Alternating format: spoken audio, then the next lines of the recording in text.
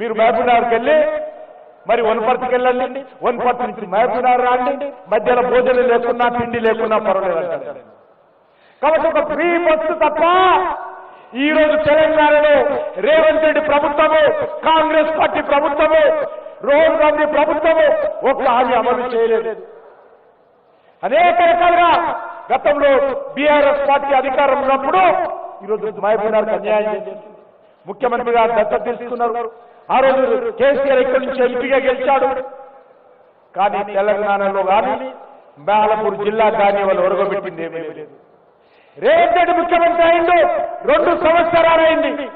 2 సంవత్సరాల 2 నెలలైంది. ఏ ఒరగబెట్టాడో ఈరోజు మహబూబ్నగర్ ప్రజలు అర్థం చేసుకోవాల్సిన అవసరం ఉంది. మాటలు కోటలు దాడతాయి రేవంత్ రెడ్డి గారిని, మాటలు కోటలు దాడతాయి, పనులు పాలమూరు జిల్లాకు రావాలని సందర్భంగా మనం చేస్తా ఉన్నాను. పాలమూరు ప్రజలకు ఒక్క పరిహారం మేలు జరగదని మనం చేస్తా ఉన్నాను. ఆయన నేను 25 పేపర్ చూసిన ఆయన చాలా గొప్ప పని చేసేసి ఆయన ఇదే పాలమూరు మీటింగ్లోకి వెళ్ళినా, కొడంగల్ మీటింగ్కి వెళ్ళినా, వనపర్తి మీటింగ్కి వెళ్ళినా, వరంగల్ మీటింగ్కి ఏం చెప్పేవాడు? కేసీఆర్ హయాంలో బీఆర్ఎస్ పార్టీ అనేక రకాల అవినీతికి పాల్పడింది, అక్రమాలకు పాల్పడింది. నేను ముఖ్యమంత్రి అయితే వీళ్ళందరూ కూడా చెంచలు కూడా జైల్లో, చెన్నపల్లి జైల్లో ఉంటారని చెప్పాడు. నేను ఈరోజు రేవంత్ రెడ్డిని అడుగుతా ఉన్నాను, ఏమైంది?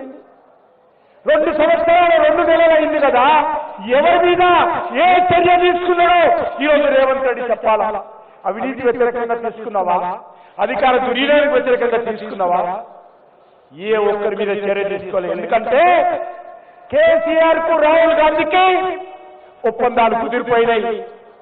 కేసీఆర్ కు రాహుల్ గాంధీకి ఒప్పందాలు కుదిరిపోయినాయి. వీళ్ళ మీద చర్యలు తీసుకోడు. ఈరోజు కాంగ్రెస్ పార్టీ పరిస్థితి ఎక్కడుందంటే వీళ్ళిద్దరు కూడా దొడ్డే వీళ్ళు మాట్లాడుతున్నారు. కాంగ్రెస్ పార్టీ బీఆర్ఎస్ పార్టీ ఎట్లుందంటే మా ప్రభుత్వం కొట్టినట్టు చేస్తుంది, నువ్వు ఏడ్చినట్టు చెయ్యి. నేను కొట్టేది లేదు, నువ్వు ఏడ్చేది లేదు, మీ మీద చర్యలు తీసుకునేది లేదు. ఈ రకంగా కాంగ్రెస్ పార్టీ వ్యవహారం ఉంది, ఈ రకంగా బీఆర్ఎస్ పార్టీ వ్యవహారం ఉంది. నేను అడుగుతా ఉన్నాను, ఎంత దుర్మార్గంగా మరి ఏ రకంగా ఈరోజు ఒక పేపర్లో చూసుంటారు మీరు, ఒక డిఎస్పీ పోలీస్ అధికారిని ఫోన్ ట్యాపింగ్ చేసినందుకు సిఐగా డిమోషన్ చేశారు.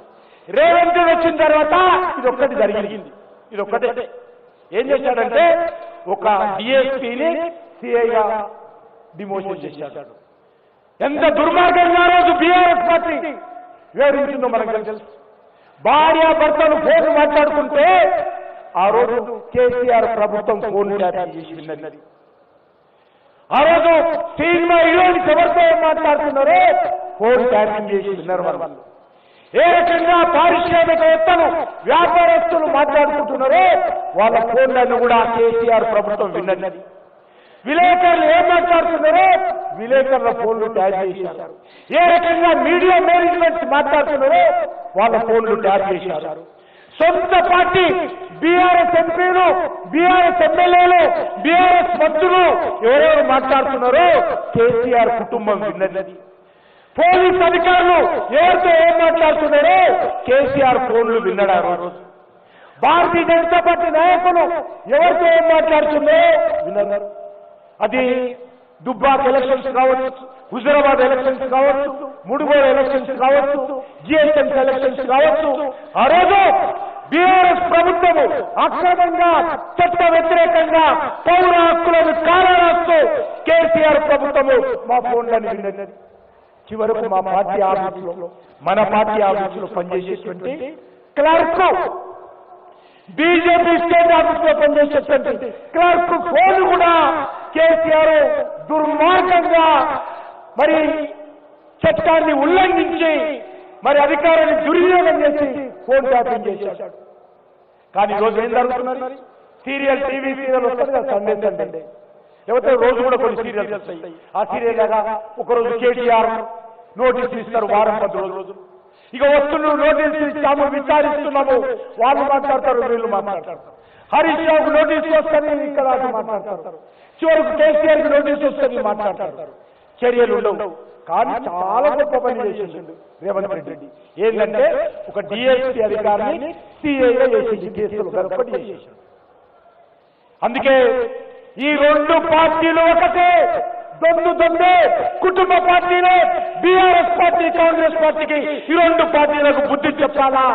ఈ తెలంగాణ ప్రజల ఆకాంక్ష నెరవేరాలంటే, ఈ పాలమూరు జిల్లా అభివృద్ధి జరగాలంటే, తెలంగాణ అభివృద్ధి జరగాలంటే, అవినీతి రహితమైనటువంటి పాలన రావాలంటే, నీతి నిజాయితీతో కూడినటువంటి సమర్థ పాలన రావాలంటే నరేంద్ర మోడీ గారి నాయకత్వంలో, నితిన్ నవీన్ గారి నాయకత్వంలో తెలంగాణలో బీజేపీ జెండా ఎగరాలి.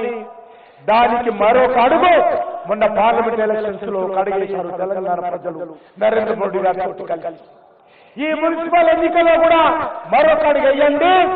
ఖచ్చితంగా తెలంగాణలో బీజేపీ ప్రభుత్వం తెచ్చి ఈ అవినీతి అక్రమాల ప్రభుత్వము, ఈ మాటల ప్రభుత్వాలను పూర్తిగా తెలంగాణ ప్రజలకు ప్రత్యేకంగా భారతీయ జనతా పార్టీ ప్రభుత్వం వస్తుంది. కాబట్టి ఈ మున్సిపల్ ఎన్నికల్లో మీరందరూ కూడా బీజేపీని ఆశీర్వదించి బీజేపీ అభ్యర్థులుగా, కౌన్సిలర్స్ గా గెలిపిస్తే